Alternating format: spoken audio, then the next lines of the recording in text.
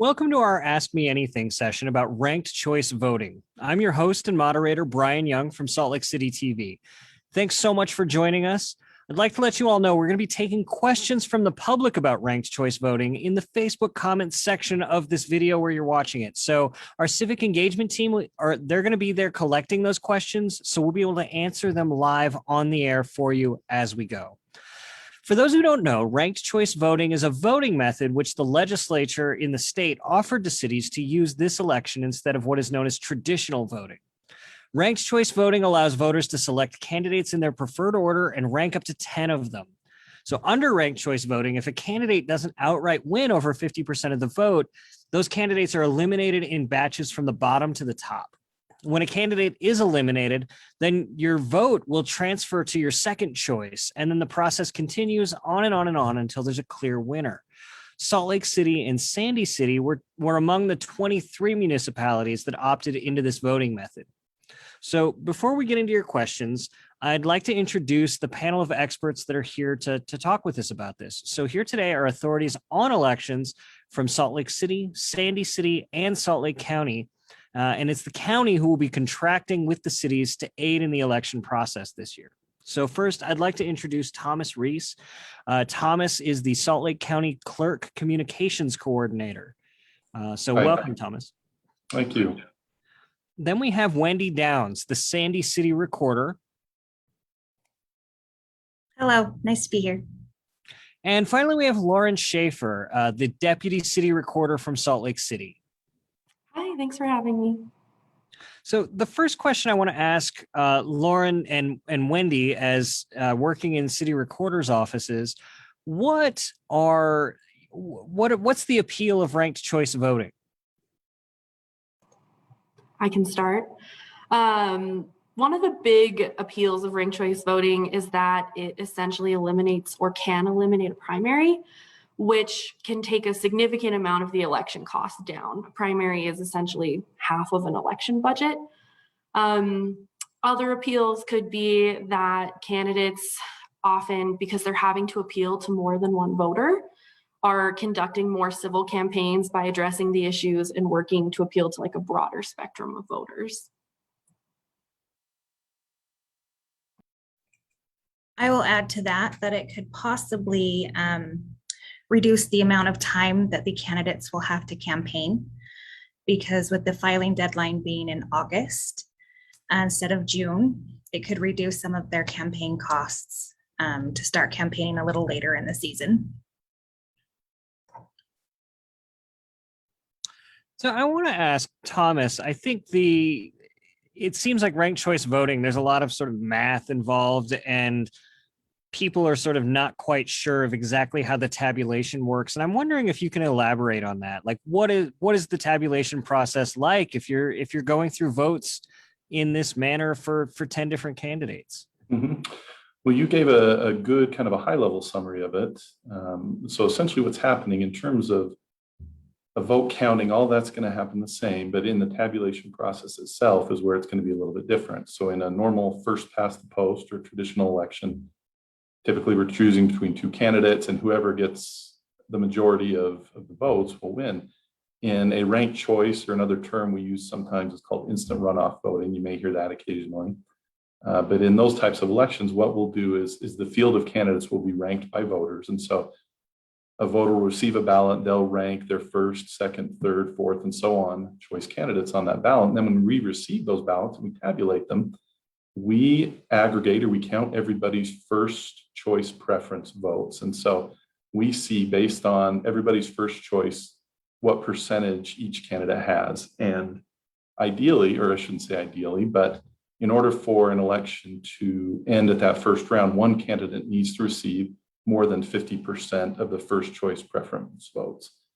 If that's not the case, if no candidate exceeds 50% of first choice preference votes, we move into the next round or the next phase of tabulation. And like you mentioned, the candidate who receives the lowest number of first choice preference votes is dropped at that point. And all of the second choice preference votes from people who voted first choice for that candidate are then reallocated to the other candidates. And again, we're hoping for a candidate to achieve greater than 50% of the votes at that point. If that doesn't happen again, we go through the process again. We drop the lowest ranked candidate in that round. That person's ballots are reallocated to their third choice preference candidate, and then they're tallied again. And in that case, hopefully we've crossed the 50% margin or threshold there. If that's the case, then we've got a winner. If not, we repeat the process. And so essentially it is an instant runoff. We're running runoffs every phase or every cycle to eliminate candidates until one candidate exceeds 50% of the vote tally. It definitely sounds like a more complicated process than what we'd imagine, where you're just tallying votes for people and that's it. And then you see who wins. How much does this take more time? Will it take longer for us to get final results on election night? Like, what should we expect as we're watching the results roll in as constituents and voters? Yeah, it's definitely going to be a little different from that perspective. So we will be publishing results regularly. You'll see those regularly. But yeah, it's going to be a little bit different. So we'll be very clear as we publish them that, this is just the first round of the first phase. This is the second round, second phase, that type of thing. But it may be, like you say, slightly slower. It may be a little bit delayed in the past. It's hard to say for sure because a lot of it depends on, the timeliness of ballots, different factors like absentee ballots and things like that. So we do anticipate it'll be a little bit different. We'll still have results. We'll publish those regularly. And so that's not going to be different from a voter's perspective. They'll still be seeing vote counts and updates just like we would until the end of the canvass period, which is when we produce the final vote tally. One thing that we've got a question from the FAQ here that the civic engagement team has asked me to ask, and it's what happens if a voter only chooses one candidate? Like, what happens to their vote if their one candidate doesn't make it through all those rounds? Like, what happens at that point? Mm-hmm. Well, we strongly encourage you to vote the ballot, rank all the choices that you're given, because what happens in the case that you do only vote for one candidate is what we call ballot exhaustion. So the way that our elections are currently structured and written by the legislature, anytime you skip a ranking, that round and any subsequent rounds are not counted towards the election total. So in the case that you say got 5 candidates that you're asked to rank, and you rank your first choice but no subsequent candidates, if there's only one round of that election, then your vote would count towards that candidate. But if the election goes into subsequent rounds because no candidate crossed the 50% threshold, then your ballot wouldn't be counted towards those subsequent rounds. And so we're always encouraging people to pay attention when you're filling out that ballot. Make sure you're filling it out fully and accurately, because if there are, like if you rank a candidate twice, give it, say, your first and your third choice, that can cause problems that may lead to your ballot not being counted. If you skip rankings, that may cause problems that lead to your ballot not being counted. So always encouraging you to be careful, fill out the ballot, rank all the candidates so that your voice is heard in these elections. Lauren and Wendy, the job of the city recorder for your respective cities is really to make sure that, among other things, that these elections run really, really smoothly. But part of that is also dealing with the candidates. With the elimination of a primary, can you talk about the difference in timelines that candidates are going to have to go through, and how, and in more detail about what the public should expect as far as the campaign process or the voting process and those timelines? I can start. So the biggest thing that I think most people will notice is typically there obviously would be a primary election on on August 10th. And that doesn't exist anymore under ranked choice voting for Salt Lake City. But because of that, our declaration of candidacy period that typically would have happened in June has moved to August. So candidates don't declare candidacy formally until August 10th through 17th. And then the list will go on our website on the 18th, and candidates will sort of begin drastically campaigning from then. And then everything else sort of remains the same. Ballots will still go out in mid-October. The registration deadline is still at the end of October. Election day is still in November. It's really just that beginning candidacy period that's kind of moved. I ditto everything Lauren said.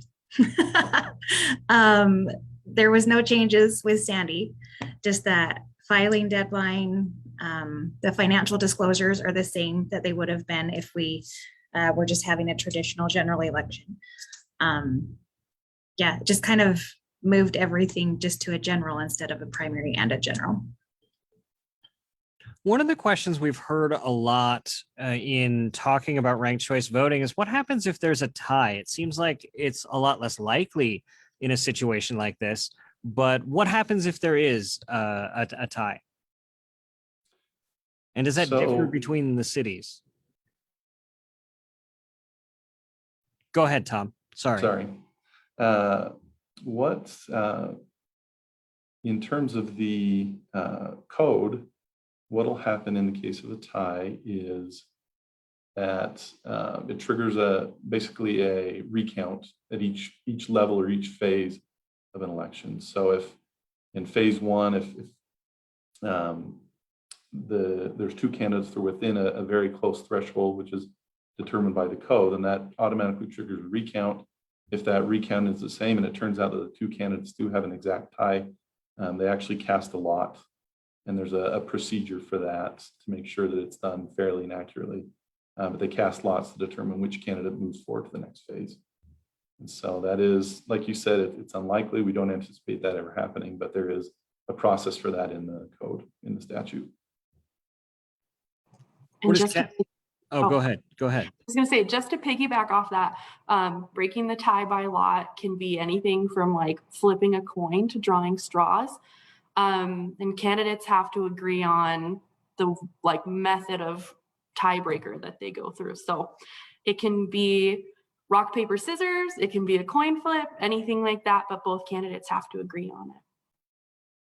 So if both candidates agree, they could do like a foot race, or they could draw the high card out of a deck of cards or something. Like, where's the limit there? Because that actually seems more entertaining than maybe that's just how we should do elections.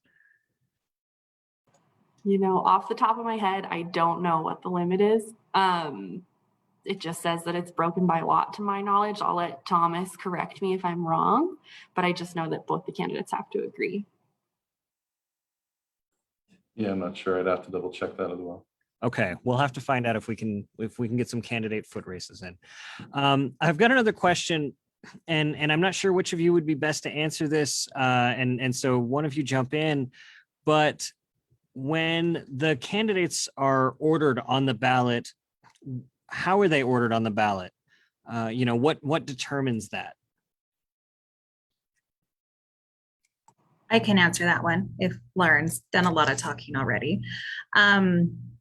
It is based on the master ballot position list that the lieutenant governor sets with one of the Utah codes. You can find that on their website, or I believe it's on the Salt Lake City website as well. But they set a master ballot position list, and it's in rank. It's in order of the last names of the candidates. But that is set by the lieutenant governor's office. And just to piggyback onto that, because I have worked in that office and I know the ins and outs of it, it's basically a randomized list that they go in. So they'll randomize each letter to create that, like, so for this year, P is the first letter, and the second is U. And they only do it on even number years. So we're using the same master ballot position list that they did in the 2020 elections for Utah. And then in 2022, Lieutenant Governor Henderson will have to redo it. Another question that I think people are really anxious about, what are the ballots going to look like? You think of ranked choice and you think of it online, and it's very easy to sort of slide your favored thing up and down. We do that all the time. But on a paper ballot that we're going to have to mail in, what's that going to look like, and how's that process going to work?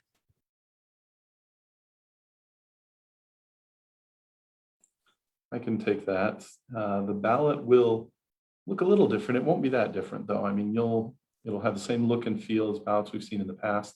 The only difference is for those races which trigger a ranked choice vote, we'll see across the top row, we'll see a grid pattern on the ballot basically, and across the top row, we'll see first choice, second choice, third choice, and so on and so forth. And then the candidate's names in that first column, and then bubbles in that grid, and bubbles or ovals. And when you're filling that out, again, as I've mentioned, we want to encourage everybody to be very careful to make sure you're only ranking one candidate and one choice, and only one choice for each candidate. So it's going to be a little bit bigger, but not too different. It's going to look familiar. I guess that's another question I have that I hadn't thought about necessarily. What happens if I'm really gung-ho for one candidate and just write their name 10 times? Is that going to spoil my ballot so that it's not going to be able to be counted? It's going to exhaust your ballot after that first choice. Yeah. So you'll get in the first round a vote for your preferred candidate. Then after that, wouldn't count. Okay, that's helpful to know. And the ballots are going to appear in our mailboxes just like they normally do, right? We're still going to be doing this by mail and for Sandy and Salt Lake City. Yep. Salt Lake City is doing vote by mail. The whole state is actually vote by mail at this point, but there will be in-person polling locations, but those will be chosen at a later date by the county, as far as I'm aware. I will note that those ballots will be mailed the week of October 11th. So those voters should be seeing their ballots that week. And as far as turning ballots in, it's going to be the same process as in the past. We can use the county ballot drop boxes and send them in, correct? Correct. There are ballot drop boxes throughout the entire valley. You do not have to go to a drop box to turn that in your city that you live in. You can also put it in your mailbox. You don't have to put any postage on it. And there you have another option that if you want to wait up until election day to submit that ballot, you can take it to any voting location and turn that in as well. That was actually my next question. If I wanted to do it in person, there are still options this election to do this in person. If I had any struggles with the ballot or didn't quite understand it, I could go in and vote in person and have someone explain it to me there on the spot at a voting location. Yes. So the county allows, and maybe Tom can touch on this too, but the county will allow you to come in and vote on a machine on election day, even if you've received a mail-in ballot, just as long as you have not turned in that mail-in ballot. You can even bring your mail-in ballot and just trade it in to vote on a machine if you would like to. Mm-hmm. One thing I want to ask, and we can talk about this more, what are some of the other advantages of ranked choice voting? I mean, we talked about how since these municipalities, Salt Lake and Sandy and the other, 21 cities across Utah that have opted for this, it's able to save money by eliminating a primary. What other advantages do you all see in going with ranked choice voting?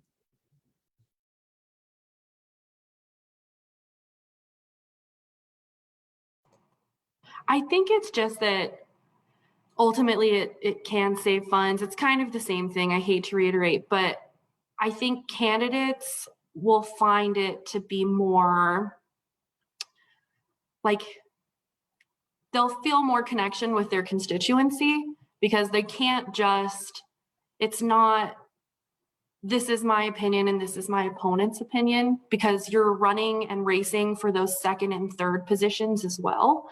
Someone may not want to vote for candidate A, but they may rank candidate A as their second or third choice. So I think one of the advantages is that constituents and voters are going to get more, I guess, they're going to understand their candidates' issues and ideas more, but they're also going to understand the issues and ideas of other candidates. And I think it'll help both voters and community members as well as candidates kind of get a more well-rounded view of what the issues are in the city that they need to be addressing. I think one, as a voter, that if you can't really make up your mind and you're waiting until the last minute to decide on which would be the best candidate, and you like two equally, you now have the option to say, okay, yeah, I would like this first candidate to win, but I also would like this person to win. So if that one can't win, I can rank this one second, and then I can rank the third. So I think it takes a little bit of pressure off the voters as well, that they don't have to just, am I making the right decision on my one only choice? That they'll get 10 choices if there are 10 candidates. A question I want to ask, and this is for it's for all of you, because I'd be interested to hear it from each of your perspectives. But we see other municipalities outside of Utah doing this. This seems like a new thing for Utah. What have we learned from other places that do this? And have you all gone out and figured out how this works elsewhere to help implement it here? I know that in 2019, Payson and Vineyard both did ranked choice voting. They both have come back and said that they had a lot of favorability amongst their constituency and voters there. I also know that this year, because I'm assuming because of cities like Payson and Vineyard, there's 23 cities that have opted into the pilot project across the state. And they range from cities like us, Sandy and Salt Lake, to cities like Goshen and Genola. I'm probably even saying that wrong. But it's kind of a whole range. You're getting small cities, big cities. Everyone kind of saw Payson and Vineyard take it head on, and they both came back and said it was great. And so I think there's a lot of other cities that have opted in because of that. Wendy or Tom, either of you want to jump in on lessons learned from not even other cities inside of Utah, but nationwide that might be doing this sort of thing? I second Lawrence. I think having two cities in Utah do it and have a really great outcome really helped the councils and the cities comfortable in going with the pilot program.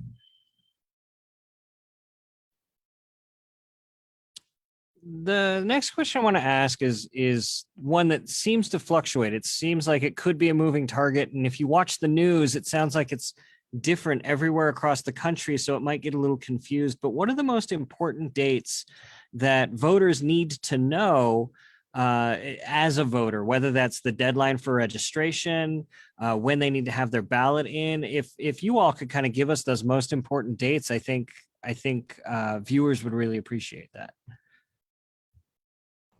I'll touch on the ones I can think of, and if I miss one, Tom and Wendy cut me off. But I think the biggest dates are you get to see who your official candidates are on August 18th. All of their candidate bios will go on the Lieutenant Governor's website, which is, I believe it's going on vote.utah.gov on September 3rd or 4th. Ballots will be mailed out the week of October 11th. Their registration deadline is October 22nd. And then postmark, if you're going to mail your ballot back in, it has to be postmarked on the day before the election. And then anything else would have to be turned in on election day. So, but if I miss one, tell me. No, the only one I'd add to that is the candidate registration deadline, which starts on August 10th through the 17th of August. So if you're thinking about running for office, we open that up on the 10th of August, runs through the 17th of August, and please make sure to get in before then, because those are hard deadlines. Yes, we're required by statute to shut that door at 5. So everyone needs to be in by 5 on August 17th. So a question that I would just invite each of you to kind of give us any final thoughts that you might have, and we can wrap this up. What's the most important thing that maybe we haven't touched on that voters need to know? And why don't we start with you, Wendy, and then we'll go with Lauren, and Tom, you can wrap us up, and we'll end there. I would just say that if candidates or constituents are still concerned or confused about ranked choice voting or any of the dates, call your recorder's office. We're happy to help you. We have all the information that you'll need. And if we don't know the answer, we know who to go to, the Lieutenant Governor's office or the county, and we're happy to get that information for you. And I would just remember that, you know, if you haven't registered to vote, do so. The sooner the better, because then you'll get your ballot in the mail. And then you've got a little bit of time to get to know your candidates and get that vote turned in. And Lauren? I'm just gonna basically ditto everything Wendy said. I think at this point, we're early enough in the process of ranked choice voting that it's really a good time for voters to start becoming familiar with the deadlines involved, trying to get registered to vote. I think that's the most important part so that everyone can get their ballot early and on time. And just get out there and know your candidates. They all want to hear from you. They all want to learn about your issues and things you're concerned about. And like I said earlier, they're not just fighting for your first choice, they're fighting for your second, third, fourth, fifth, all the way through 10th choice. So it's a good time to really get involved in the process. And Tom? Those are all excellent points. There's really not much to add other than just to say, in addition to making sure you're registered, making sure you're informed, I would add, as I have already, when that time comes to cast your vote, please do so carefully. Please make sure you're filling out your ballot fully and accurately so that your voice can be heard in the election. Well, I would like to thank, just on behalf of Salt Lake City Television and all of the viewers and voters that are watching this, thank you all so much, Thomas, Wendy, and Lauren, for taking the time to explain ranked choice voting to us and answer questions. I'd like to thank all of you who were watching and asking questions. If we didn't get to your question, if this didn't cover a question that you had or you didn't feel comfortable asking it, go ahead and continue leaving those questions in the Facebook comments. Our civic engagement team and our staff will try to answer those in the comments as best we can from here on out as well. This video is going to be available here on Facebook and Salt Lake City's YouTube channel if you'd like to revisit it, and it'll be around for you to do that.